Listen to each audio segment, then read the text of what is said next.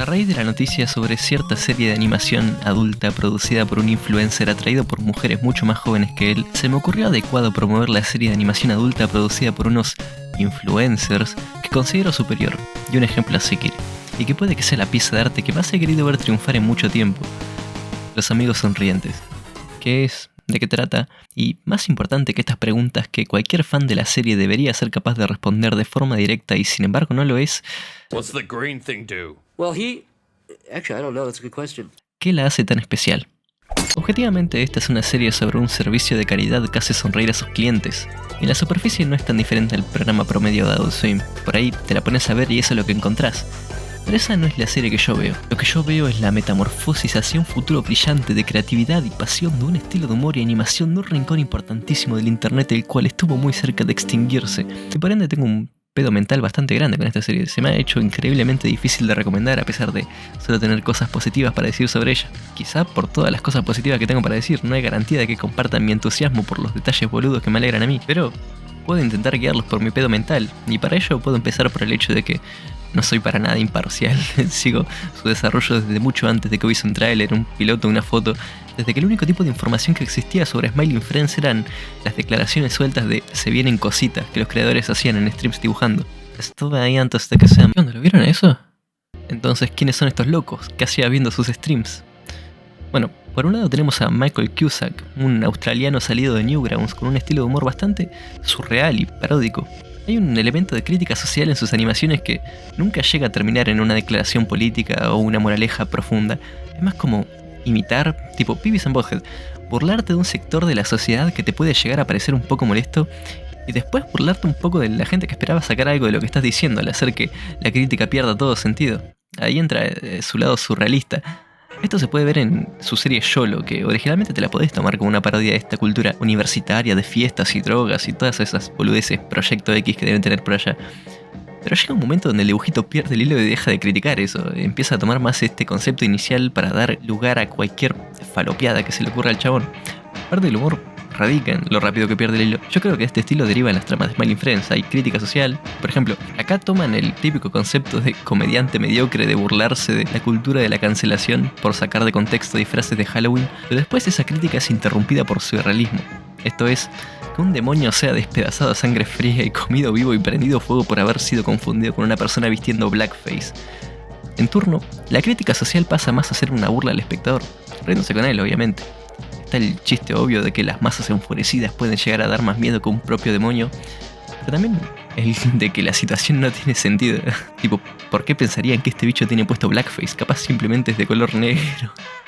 ¿Y por qué blackface lo llevaría a esa violencia exagerada? La realidad es que la faceta de la crítica social solo es la excusa guional para que te interesen las escenas que ellos quieren traer a la pantalla. Ever tell you my idea for the cartoon about the mom bringing home the food for the kids for the birthday party? No. 10 kids are at a dinner table. Yeah. And they're all like really hungry, waiting for the mom to come home. And the mom pulls up in an SUV. She like walks in with a monkey. And she throws it on the table. And they all start ripping it apart like it's a pizza. Pulling the fingers off and like taking bites out of it, like pull its eye off. Some kid rips the head off and sticks it on the stick and starts like licking it, but his head dissolves like it's like the tongue's Zach, made I'm of gonna be it. real with you here. Yeah. I would laugh at it, but I don't think 90% of people would. Este hombre de la voz nasal es Zack Heider, la otra cara del equipo, y seguramente hayan visto algo con lo que trabajó en algún momento. Esta serie clásica de videos parodia Skyrim, esta animación del conductor de Uber que grita, este frame de Goku que todos tenían de foto de perfil por un tiempo, justo no sé si esa expresión la hizo él, pero puede que sí, viene de una animación en la que ayudó a su amigo Oni, que también es conocido por sus animaciones y su canal de gameplays. Zack es como la mascota no oficial de este canal. Imagínate juntar 10 millones de personas en un video de 6 horas de tus momentos graciosos. Eso solo te lo hace padre de familia. La razón por la que estas compilaciones de Zack siendo graciosos son tan populares es que el chabón tiene un sentido del humor bastante particular. De por sí, ya es gracioso escucharlo hablar. Y no digo solo por la voz que tiene, sino por su elección de palabras, su forma de expresarse, su energía. Es una persona bastante imaginativa y eso desemboca en los mundos absurdos con lógicas absurdas que se inventa, en los que el chiste no es únicamente la situación que te presenta, sino también la situación que no. Como al inventarse un personaje con una forma muy marcada de ser, te puedes imaginar una personita viviendo toda su vida con estas manías y excentricidades propias de una criatura que, aunque extraña, podría perfectamente ser real. Y de ahí sale el alma de Smiling Friends. Son escenarios surreales pero realistas. Juega constantemente con la línea entre lo bizarro y lo cotidiano en diferentes grados de exageración para manipular tus expectativas y construir un mundo fascinante. Kind of the original fun of the show to us was these crazy, colorful, weird-looking characters, almost like aliens. They're just weird-looking. But as crazy as they look, they're just real. That's the joke. Like, they blink and they have heart problems and they have ADD and they're like, these characters don't hit a wall and they flatten out. If you hit a character in the head with a hammer, they would have like a seizure. Esta idea de que estas criaturas son seres vivos que respiran se contrasta con, por ejemplo, los gags de animación donde estas criaturas tienen movimientos exagerados imposibles de realizar. Ahora se volvió un poco meme la velocidad de Smiling Friends, donde un personaje va corriendo de forma extremadamente rápida con una animación sumamente limitada, y lo que genera más comedia es como aparentemente la lógica de dibujito solo se aplica a veces. Como en este momento donde esta criatura hace un movimiento de 2 frames para entretener al protagonista, pero repentinamente su movimiento se vuelve uno de un sufrimiento hiperfluido e hiperrealista cuando la criatura es golpeada en su estómago. No es tan solo que estos entes son reales en este mundo, sino que estas discrepancias del medio son simplemente aceptadas por los personajes. Esta criatura no se da cuenta que esta otra tiene una apariencia completamente alienígena, pero nosotros sí, y hay una gracia ahí. Esa es la gracia cómica del estilo visual de Smiling Friends, que también se refleja en la gracia dialogal. A veces las conversaciones están guionadas, otras veces están improvisadas al punto en el que asusta un poco. Discusiones boludas, chistes malos, interjecciones innecesarias para el punto narrativo, pero que añaden este sentimiento de que es una conversación real. A veces la gracia dialogal se entrelaza con una gracia narrativa. Por ejemplo, el capítulo de los Frowning Friends arranca con Charlie leyendo una noticia sobre cómo los hombres renacentistas vienen a la ciudad y Pim no entiende quiénes son los hombres renacentistas, por ahí pensando que es una obra de teatro, qué sé yo, que podrán ser los hombres renacentistas. Y esa parte sumamente poco importante y cotidiana de las conversaciones que uno puede tener en la vida real hace su espacio en la dinámica de Smiling Friends para subvertir tus expectativas. Te lleva a asumir que es un evento que solo sirve como una forma de abrir el episodio, te olvidas de él. Pero después llega la parte de la gracia narrativa, donde a pesar de que el conflicto del capítulo fue resuelto y podría tranquilamente ya haber terminado, te vuelven a recordar lo de los hombres renacentistas, que a pesar de haber sido anunciados previamente te sorprenden igual por su aparición repentina e inconexa y por sobre todo inexplicable. Tipo, ¿quiénes eran los hombres renacentistas? ¿Por qué hacían eso?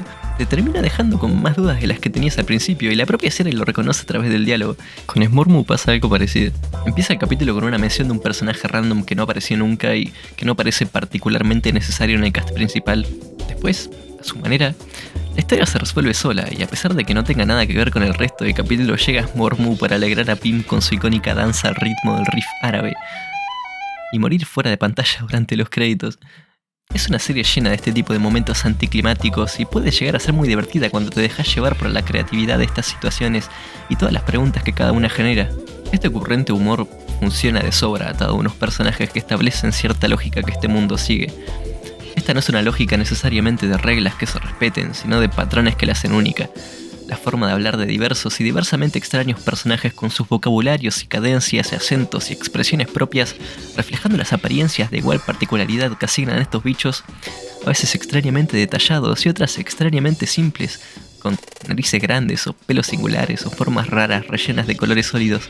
Sus nombres divertidos de pronunciar que pocas veces superan las 2 sílabas, crea un estilo más general de Smiling Friends, de diálogo Smiling Friends, arte Smiling Friends, todas cosas que son distintivamente Smiling Friends. Pero mientras ves la serie no podés predecirla, porque estos patrones no son reglas y están para romperse. Muchas veces cuando meten un personaje nuevo es para salirse del molde y hacer una criatura graciosa. Hay gente que lo compara con Gumball, yo creo que está perfecta la comparación, pero Gumball lo que tiene es que su colisión de estilos es constante. Mientras tanto en Smiling Friends las colisiones se guardan para momentos clave, para que sigan siendo colisiones y tengan una gracia, que te hagan pensar qué hace este ser acá y por qué lo tratan con toda normalidad.